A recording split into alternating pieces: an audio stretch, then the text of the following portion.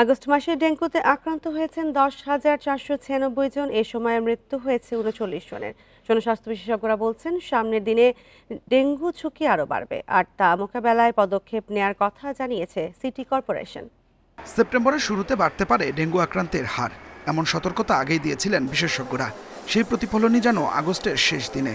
চলতি বছর একদিনে রেকর্ড শনাক্ত হয়েছে 568 জন, আর মৃত্যু হয়েছে 4 জনের। বিশেষজ্ঞরা বলছেন, ডেঙ্গু প্রতিরোধে আরও জোরালো ভূমিকা নিতে হবে সরকারকে, না হলে মারাত্মক হতে পারে ডেঙ্গু পরিস্থিতি।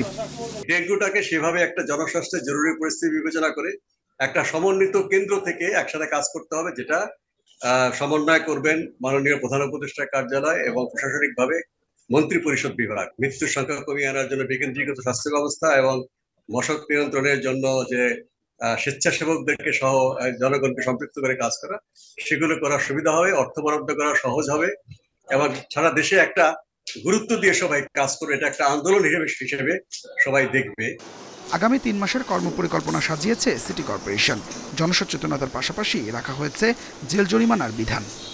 আমরা একটি ল্যাব করছি আলাদাভাবে, যেন ভবিষ্যতে শুধু ডেঙ্গু না, জিকার প্রভাব সামনে বাড়ছে, চিকুনগুনিয়া, এগুলো নিয়ে কোনো গবেষণা নাই, তথ্য নাই। তো সুতরাং এটার একদম সিটি কর্পোরেশন যেন ইন্ডিপেন্ডেন্টলি নিজের ল্যাবে এগুলো অ্যাসেসমেন্ট করতে পারে, তার উপর ভিত্তি করে সিদ্ধান্ত নিতে পারে। আমরা ওই লেভেল পর্যন্ত চিন্তা করছি।